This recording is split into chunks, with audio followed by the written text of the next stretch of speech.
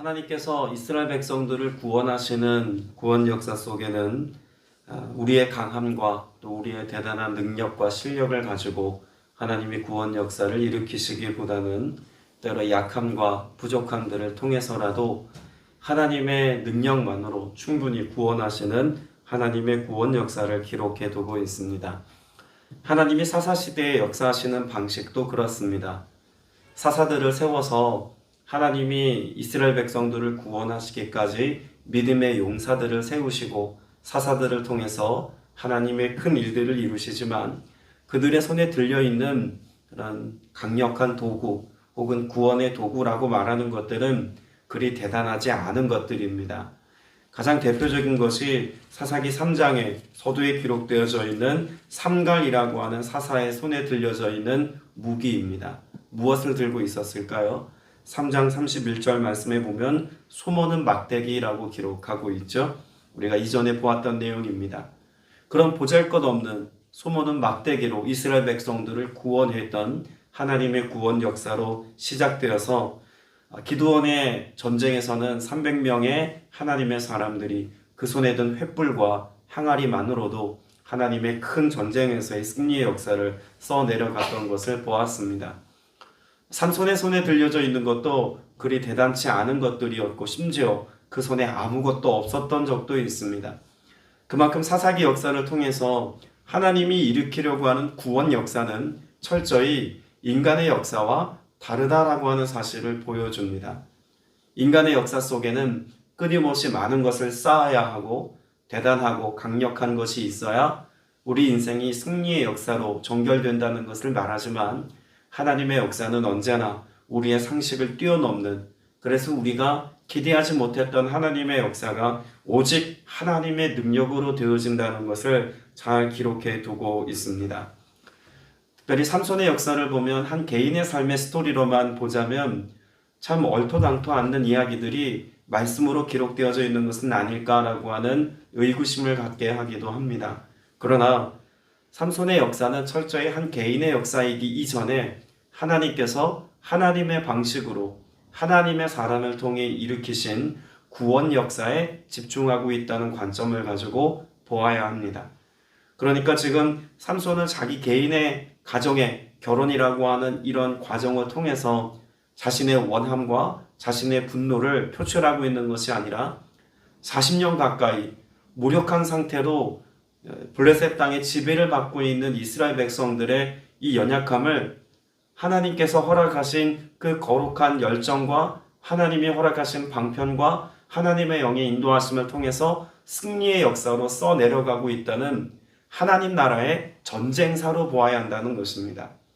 그래서 오늘 우리가 읽은 15장 말씀도 하나님께서 삼손을 통해 일으키신 하나님의 거룩한 전쟁에서 하나님이 어떻게 삼손을 통해 위대한 승리의 역사를 써내려가는지 이러한 관점을 가지고 볼 수 있기를 바랍니다. 15장 1절 말씀 이하에 보면 삼손이 염소 새끼를 가지고 그 아내를 맞이하러 갑니다. 그러니까 아직 정확한 의미로 보자면 삼손이 블레셋 여인과 결혼식을 제대로 마치지 못한 상태입니다.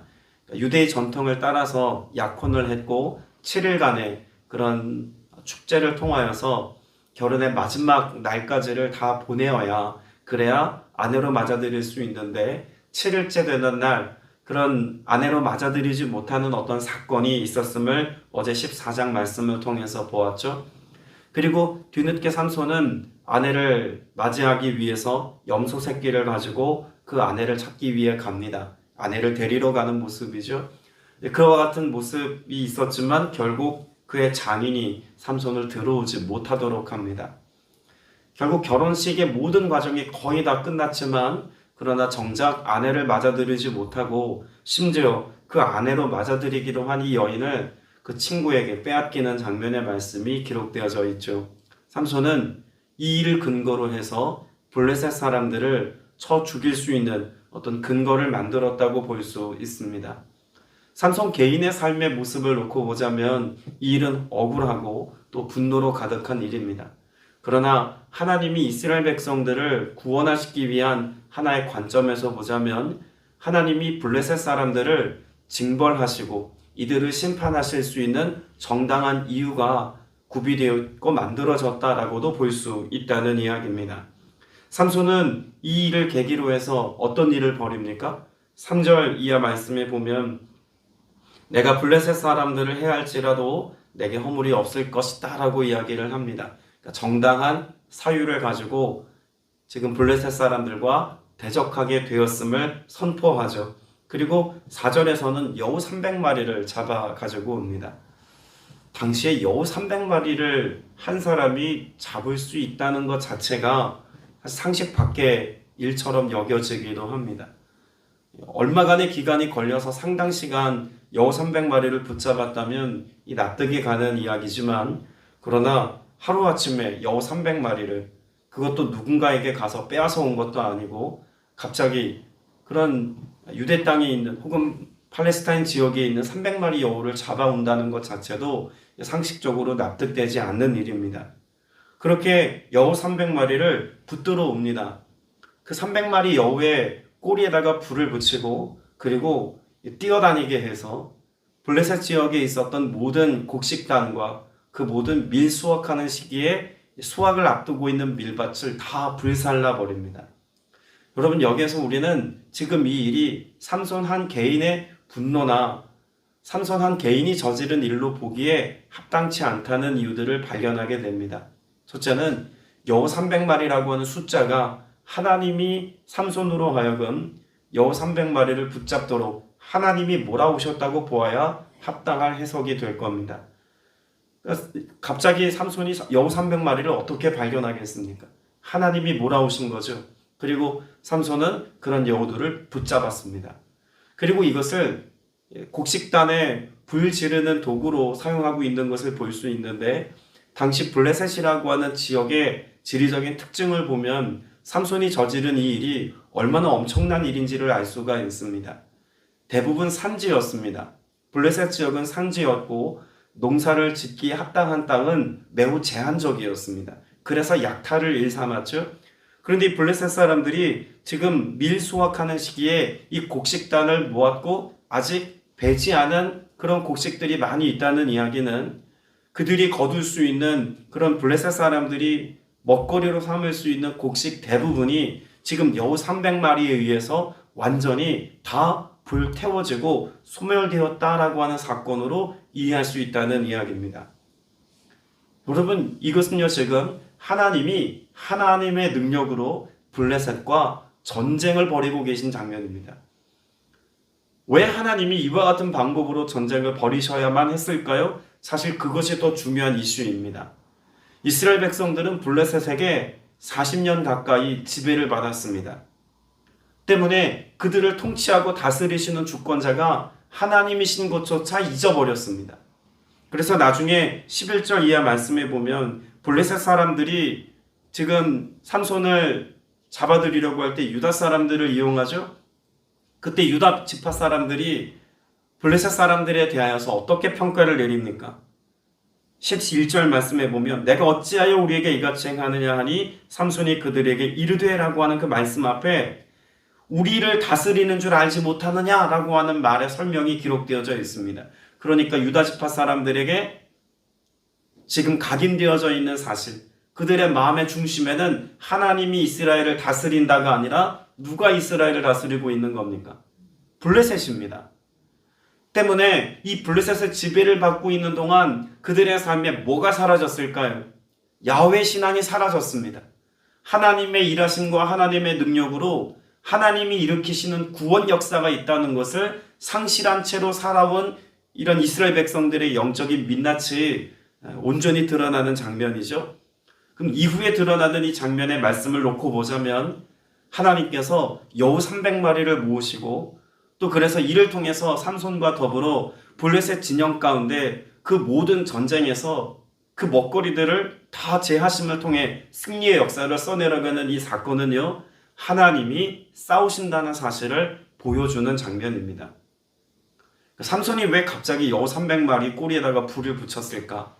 여러분, 이것은 그 보잘것없고 미물인 여우를 통해서도 하나님께서는 그 강력한 신은 강대국, 우리가 13장 14장을 지나면서 블레셋이 무엇과 같다고 우리가 보았습니까?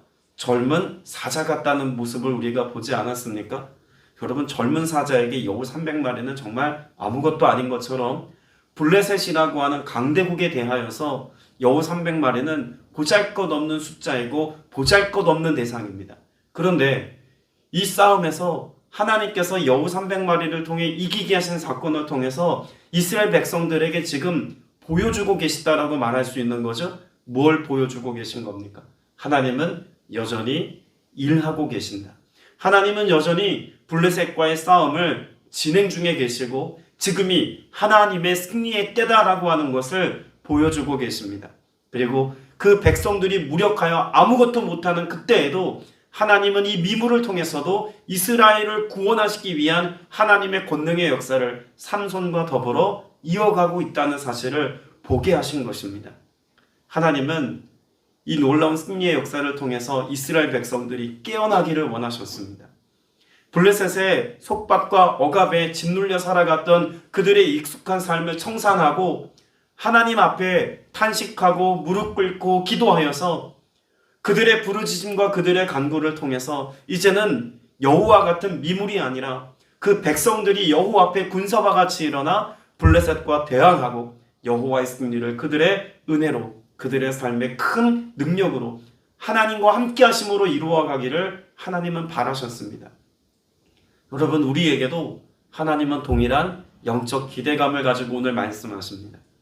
우리를 무력하게 만드는 것들이 있습니다.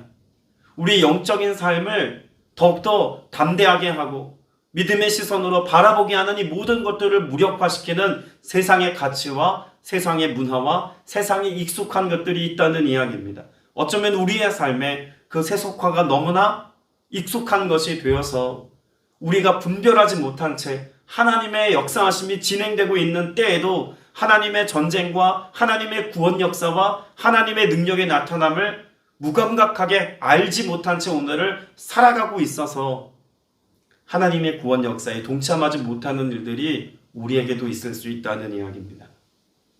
여러분, 하나님은 그 어떤 시대를 막론하고 하나님의 구원 역사를 중단하신 적이 없습니다.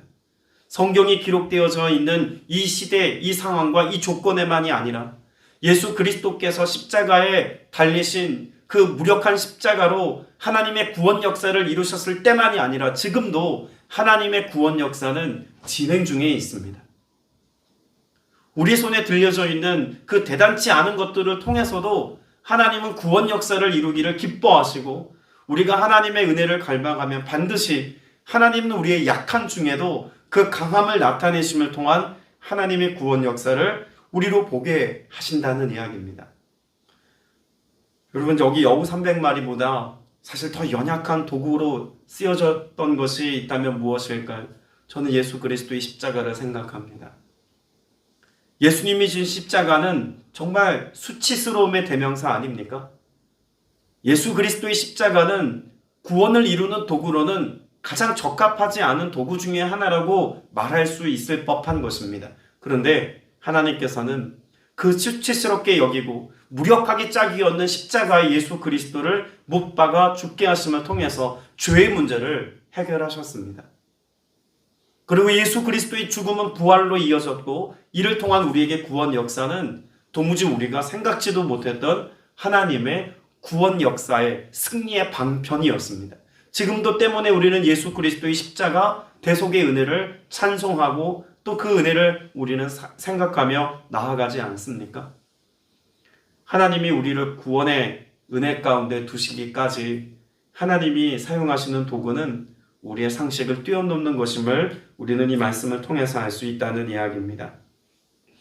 자, 그리고 난 뒤에 이와 같은 하나님의 구원 역사는 앞서 말씀드린 대로 이스라엘 백성들에게 도전이 되기를 바라셨습니다.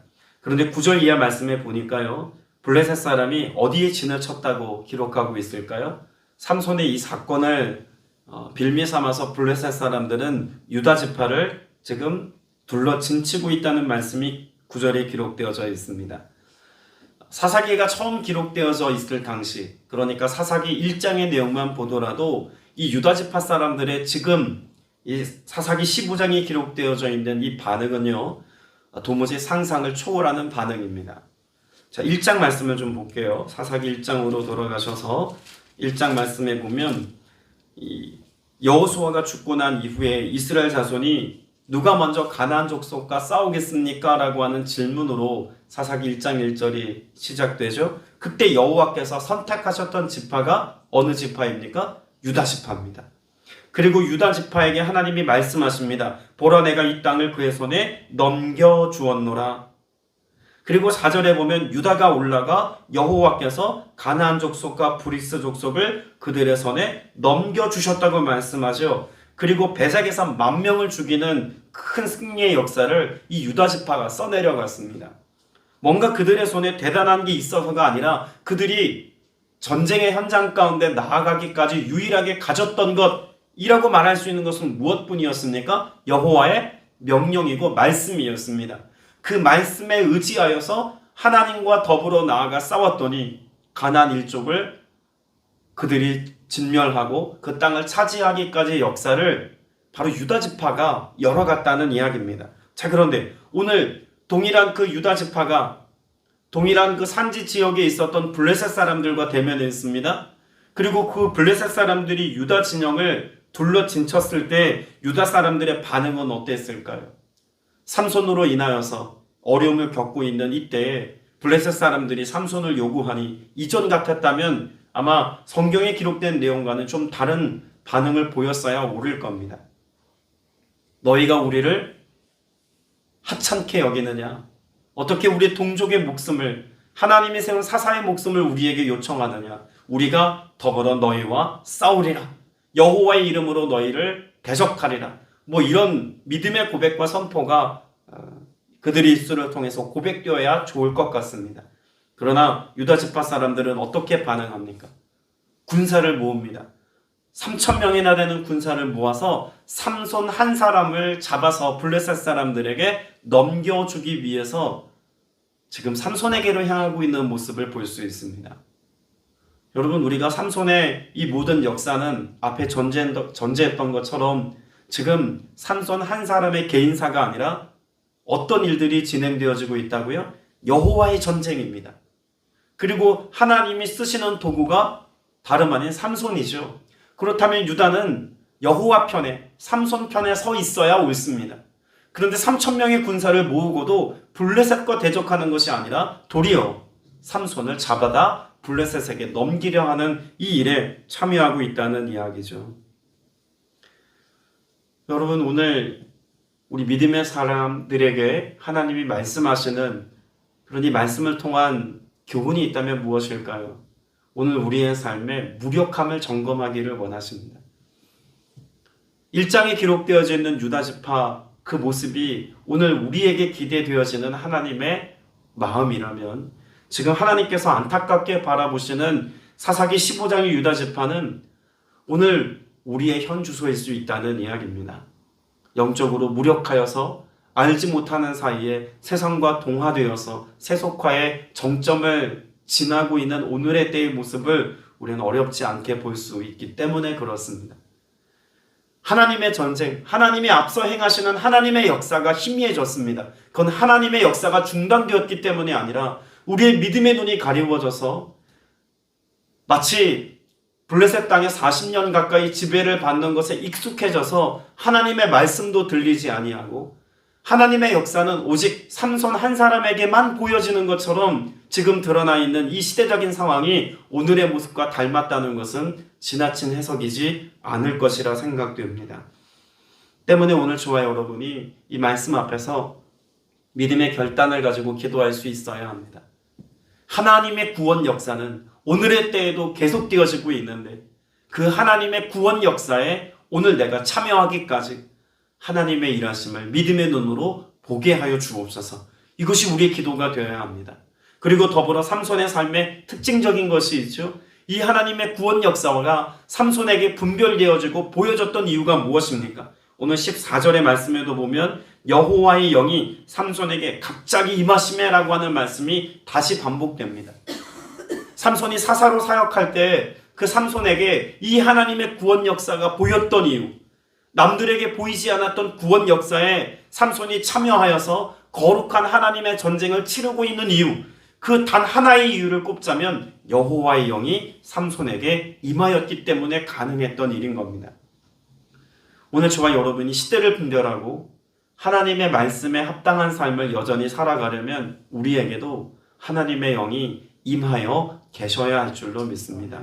그래야 보입니다. 하나님의 구원 역사가 보이고 하나님의 일하심이 보이고 나와 함께 하시는, 그래서 하나님이 내게 기대하시는 바가 무엇인지가 분별된다는 이야기입니다. 그리고 13절 이하 말씀에 보면 그렇게 자신의 동족들의 손에 의해서 꽁꽁 묶여서 결박당하여 지금 블레셋에 넘겨지는 삼손의 모습이 기록되어져 있죠. 그때 14절 말씀에 보니까 하나님의 영이 임하셨을 때 어떤 역사가 있다고 말씀합니까? 그의 결박되었던 손에서 그 밧줄이 불탄 삼과 같이 떨어졌더라고 말씀하고 있습니다. 저는 삼손을 통해서 하나님이 보여주시는 구원 역사의 한 단면은 단지 하나님의 위대한 전쟁에서의 승리의 역사이기만 하지 않다고 봅니다. 한 개인의 삶, 사사였던 삼손의 삶을 결박하고 있는 그 모든 묶여있는 것들로부터 자유케 되는 역사, 심지어 그것이 동족들의 손에 의해서 묶임받은 억압과 또 묶여있음이라고 본다 할지라도 하나님은 하나님의 능력으로 그 결박을 푸시고 그로 하여금 여전히 하나님의 선한 능력에 쓰임받는 도구로 쓰임받는 삼손의 모습을 우리로 보게 하십니다. 여러분, 우리를 결박하고 있고 우리를 묶어두는 것들이 무엇입니까? 세상 밖에 죄악된 것들로부터 자유케 되어도 때로는 교회 공동체 안에서조차도 우리가 자성의 목소리를 가지고 외치는 목소리만으로도 우리를 메어두고 묶어둔 것들이 굉장히 많다고 저는 여겨집니다. 이전에 1970년대, 80년대만 해도 길거리 전도가 얼마나 성행했는지 모릅니다. 그런데 우리의 전도와 우리의 복음 외침이 인격적이어야 한다는, 혹은 또 사회적인 지탄을 받지 않아야 한다는 목소리가, 자성의 목소리가 커지면서 실제로 지하철과 또 여러 거리에서 복음을 전했던 복음 전함의 모습은 이제는 그 모습조차 실종된 지 오래입니다. 우리 교회 자성의 목소리가 우리 스스로 하나님의 사역을 제한하고 있는, 마치 유다 지파가 삼손을 묶어둔 것처럼 하나님의 이름을 가지고 하나님의 사역을 제한하는 어떤 모습들도 지금 우리의 삶에, 우리의 사역의 현장 속에 버젓이 벌어지고 있는 일들이라는 것입니다. 물론 우리의 삶에 자성하고 우리 스스로를 영적으로 성찰하는 태도도 물론 필요합니다. 그러나 이것으로 하나님이 우리에게 주신 은사와 하나님의 거룩한 사역의 도구마저 기꺼이 이 손에서 놓아버리는 무력함의 삶을 선택하는 것은 결코 하나님이 기뻐하시지 않는 일임을 말씀을 통해서도 확인할 수 있다는 이야기입니다. 바라기는 오늘 하나님의 말씀 앞에 서 있는 저와 여러분이 때로 무력하게 보일지라도, 때로 충분히 갖지 못했다 할지라도, 스스로를 하나님 앞에 거룩한 도구로 쓰여지기에 내어드리기에는 충분치 못하다고 해석된다고 할지라도 하나님의 영이 임하시면 이 놀라운 하나님의 역사가 일어나는 것처럼 나를 하나님의 영에 압도당하도록 내어드릴 수 있는 믿음의 결단과 선택이 여러분 안에 있게 되시길 축복합니다. 기도의 도구가 되셔야 합니다. 하나님 나라를 확장해가는 거룩한 복음의 통로로 내가 쓰임받기를 소망하는 믿음의 고백과 믿음의 선포가 오늘 저와 여러분의 삶에 있어야 할 줄로 믿습니다. 그때 하나님이 어떤 위대한 역사를 일으키십니까? 그렇게 동족에게 묶임 바 되었던 이것이 하나님의 영이 임재하심을 통해서 그 모든 결박에서부터 풀리게 되어졌을 때 삼손은 그 주변에 있는 무언가를 손에 집어듭니다. 그것이 무엇이었을까요? 나귀의 턱뼈였습니다. 그래서 15절 말씀에 보면 삼손이 나귀의 새 턱뼈를 보고 손을 내밀어 집어들고 그것으로 1000명을 죽였다라고 기록합니다. 여러분, 역시 삼손의 손에 들려져 있는 나귀 턱뼈는 아무것도 아닌 겁니다. 정말 아무것도 아닌 겁니다. 당시 그 팔레스타인 땅과 고대 근동 지역에 길을 가다가 그렇게 죽임당하고 그렇게 비쩍 말라있는 나귀의 턱뼈나 말의 턱뼈나 낙타의 턱뼈 이런 것들을 발견하기란 어려운 일이 아니었다고 합니다. 삼손은 결박에서 풀리자마자 대단한 무언가를 찾은 것이 아닙니다. 내 주변에 있는, 내 곁에 있는 무언가를 둘러보았고 하나님이 예비하신 것과 같은 그 나귀의 새 턱뼈를 그는 발견하고 집어듭니다. 그리고 이것을 가지고 위대한 승리의 역사를 또 이어가죠. 앞에 기록되어져 있는 여우 300마리보다 더 미약한 것이 나귀의 새 턱뼈입니다. 그런데 이것을 든 삼손은요, 그 어떤 위대한 군대보다도 하나님의 손에 합당하게 쓰여지는 거룩한 군대가 되어 일어납니다. 그리고 블레셋을 단번에 제압하는 큰 승리의 역사를 또다시 써내려가죠.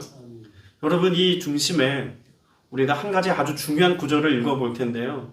그동안에 사사들이 일어났을 때 있었던 어떤 공통적인 모습이 지금 삼손이 사사로 일어났던 때에는 지금 보이지 않는 어떤 모습을 여러분이 꼭 발견하셔야 합니다.